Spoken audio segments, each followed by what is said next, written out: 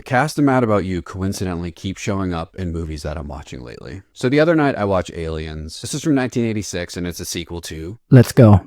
Alien. And it brings back Sigourney Weaver in her iconic role of Ripley. It also has Bill Paxton and Paul Reiser. And in this one, we are about 50 plus years in the future from the events of the first movie. And in that time, Ripley has been in stasis floating through space. She gets found, and when she wakes up, she has to explain the events of the first movie to some higher up. But no matter what she tells them, they do not want to believe that she actually encountered an alien. Until they are kind of forced to, because they have lost contact with this settlement. And so they enlist Ripley to be a consultant of sorts so that she can help the military as they go and figure out what's going on. This movie ruled. I loved Alien, but I mentioned this recently. Historically, I've struggled with the non-human characters. And so as much as I love that movie, as soon as the alien showed up, it sort of took me out of it a little bit. And that moment was probably the thing that kept that from being a 5-star movie for me. But I've done a lot of inner work over the last couple years, and I've started to come around on non-human characters. And so I recently decided to check this out and see, is this something I'm now into? And oh my goodness, have times changed for me. Not only did the aliens in this movie not take me out of it, they fully pulled me in. They are terrifying. Maybe it's because there's more of them in this one, but I was legitimately scared. There were so many times where I gasped every time they popped up on screen, or you could just sense that they were about to pop up on screen, or as they were just rendering as little dots on this sonar tool they had.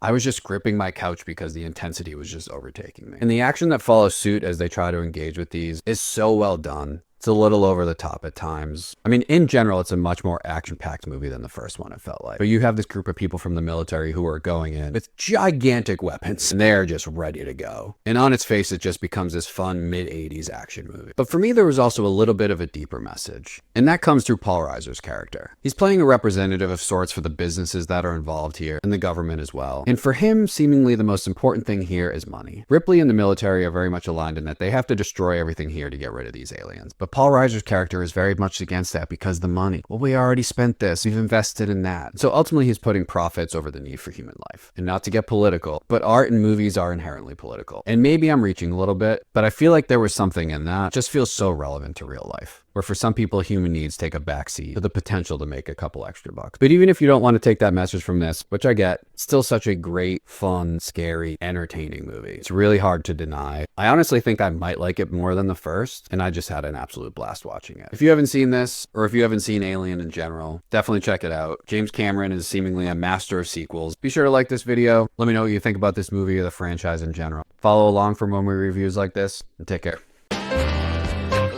About you, baby.